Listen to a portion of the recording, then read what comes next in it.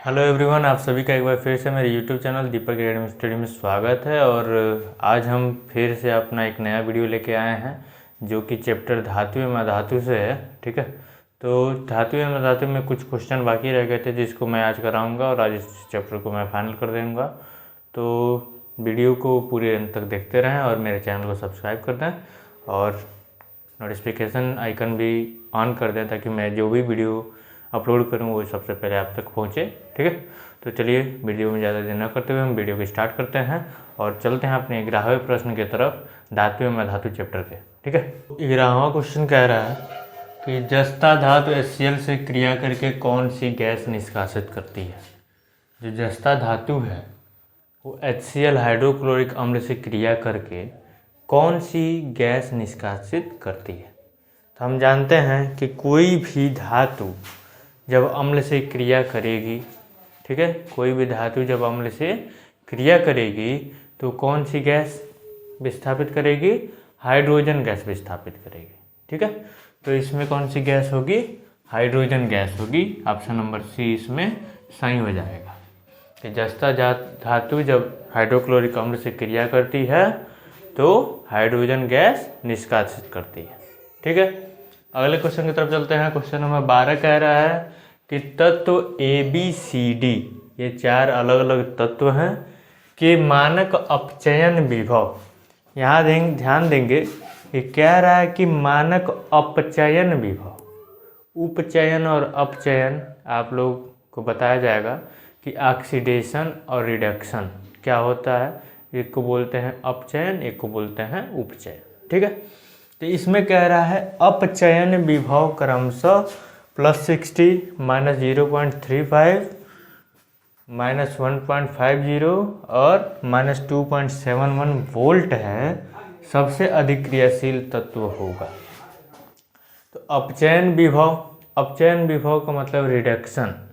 ठीक है, तो रिडक्शन के लिए आप निगेटिव का ध्यान देंगे कि जिस धातु का सबसे ज़्यादा निगेटिव वोल्ट होगा, निगेटिव में सबसे ज़्यादा मान होगा, सबसे निगेटिव में सबसे ज़्यादा का मतलब सबसे कम हुआ। ठीक है, तो निगेटिव में देखा जाए तो सबसे ज़्यादा निगेटिव कौन है, -2.71, मतलब ये धातु D है। ठीक है, तो सबसे ज़्यादा अपचयन विभव -2.7 वोल्ट है, इसीलिए ये धातु मतलब D धातु सबसे ज़्यादा क्रियाशील होगा। ठीक है, D धातु क्या होगा, सबसे ज़्यादा क्रियाशील होगा। तो इसमें ऑप्शन नंबर डी सही हो जाएगा। कौन सी धातु, D धातु। ठीक, ऐसे आपके एग्जाम में दिया रहेगा अलग अलग। मान लीजिए वहीं पर कह दिया कि उपचयन विभव इतना है, तो उसमें देखेंगे कि सबसे ज़्यादा पॉजिटिव कौन है। जो धातु सबसे ज़्यादा पॉजिटिव होगा वो धातु सबसे ज़्यादा क्रियाशील होगा जब उपचयन विभव कहेगा। तो जब अपचयन विभव कह रहा है तो जो धातु सबसे ज़्यादा निगेटिव होगा वही सबसे ज़्यादा क्रियाशील भी होगा। ठीक है, अगले क्वेश्चन की तरफ चलते हैं कि क्वेश्चन नंबर 13 कह रहा है कि फफोलेदार कापर है। फफोलेदार कापर है, ये कह रहा है शुद्ध कापर को फफोलेदार कहते हैं। बी कह रहा है कापर का अयस्क, सी कह रहा है कापर के मिश्र धातु और डी कह रहा है कापर जिसमें 2% अशुद्धियाँ होती हैं। ठीक है, तो फफोलेदार कापर का हम लोग ध्यान रखेंगे हमेशा कि फफोलेदार कापर में 2% मात्र अशुद्धि रहती है। ठीक है, इसलिए इसमें ऑप्शन नंबर डी सही हो जाएगा। ठीक है, तो फफोलेदार कापर है जिसमें ऐसा कापर जिसमें 2% अशुद्धियाँ होती हैं, ऐसे कापर को बोलते हैं फफोलेदार कापर। ठीक है, चलिए अगले क्वेश्चन के तरफ चलते हैं। क्वेश्चन नंबर 14 देखते हैं कि मैट में मुख्यतः होता है। मैट देखा जाए तो 2 यौगिकों का मिश्रण होता है। ठीक है, तो मैट जो है एक प्रकार का समझिए कि धातुओं का ही मिश्रण होता है। तो मैट में किस किस धातु का मिश्रण होता है, ठीक है, ये जानेंगे कि मैट में मुख्यतः होता है। मैट में मुख्य रूप से कौन कौन सी चीज़ें पाई जाती हैं। पहला कह रहा है FeS, दूसरा कह रहा है Cu2S, तीसरा कह रहा है Cu2S तथा FeS, चौथा कह रहा है Cu2S तथा Fe2S3। ठीक, तो देखा जाए FeS में केवल एक ही धातु है, तो ऐसे ही आपका गया। Cu2S में भी केवल एक ही धातु है, ठीक। यहाँ पे देखा जाए तो Cu2S तथा Fe2S और डी कह रहा है Cu2S तथा Fe2S3। तो यहाँ पे ध्यान देंगे कि इन दोनों में Cu2S तथा Fe2S का मिश्रण ही कहलाएगा मैट, ठीक। Cu2S तथा Fe2S का मिश्रण, Fe2S3 का मिश्रण नहीं, Fe2S का मिश्रण, ठीक है। Cu2S तथा Fe2S का मिश्रण ही कहलाएगा मैट। तो इसमें ऑप्शन नंबर सी आप लोग का सही हो जाएगा, ठीक है। चलिए चलते हैं अपने अगले क्वेश्चन की तरफ। क्वेश्चन नंबर 15 देखते हैं कि क्या कहता है, ठीक। तो हमारा 15वां प्रश्न है, कह रहा है कि ताम्र ग्लांस का रासायनिक सूत्र है। ताम्र ग्लांस, ठीक है, कह रहा है ताम्र ग्लांस का रासायनिक सूत्र है। ऑप्शन नंबर ए कह रहा है Cu2S, बी कह रहा है Cu2O, सी कह रहा है CuFeS2, डी कह रहा है CuCO3, ठीक।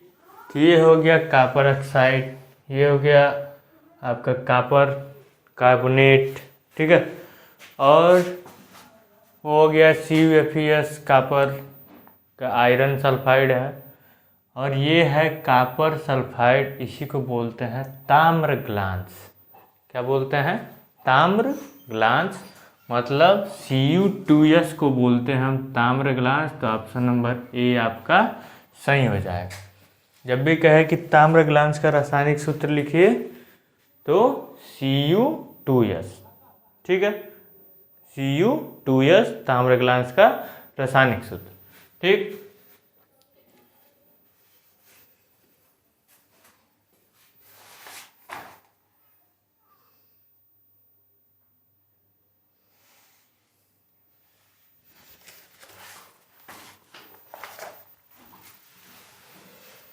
क्वेश्चन नंबर 16 कह रहा है कि कॉपर पाइराइट को वायु में गर्म करने पर सल्फर को दूर करने के लिए, सल्फर को जो दूर किया जाता है उस क्रिया को क्या कहा जाता है? उस क्रिया को कहते हैं निस्तापन कहते हैं कि भर्जन कहते हैं कि प्रगलन कहते हैं कि विषमरीकरण कहते हैं, ठीक है। तो कॉपर पाइराइट, कॉपर का अयस्क होता है कॉपर पाइराइट, ठीक। तो उसमें सल्फर मिला होता है, कॉपर का अयस्क में सल्फर मिला होता है, तो उसको वायु में क्या किया जाता है? गर्म किया जाता है कॉपर पाइराइट को, ठीक है। तो उसमें से सल्फर दूर होता है, सल्फर को दूर किया जाता है।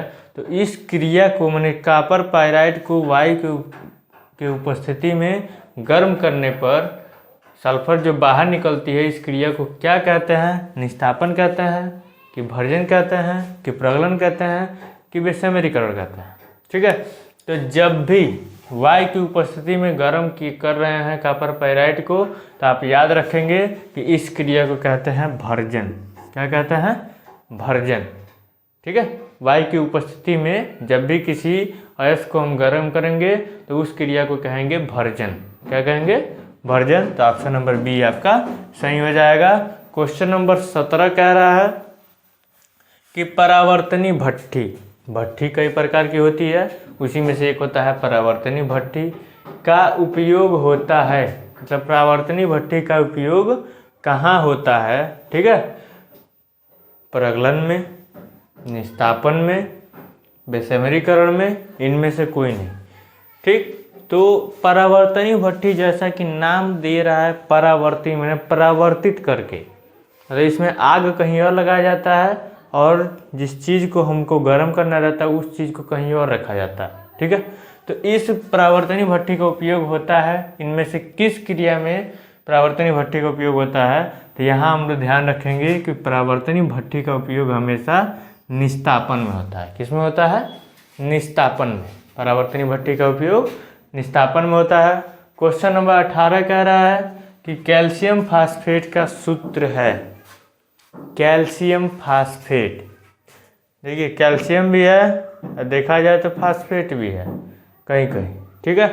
तो कैल्शियम फास्फेट का सूत्र क्या होगा, इस चीज़ को हम लोग को ध्यान रखना चाहिए। ऐसे ही दिया रहेगा, ठीक, लेकिन फास्फेट में पहले ध्यान रखेंगे कि PO4 रहेगा,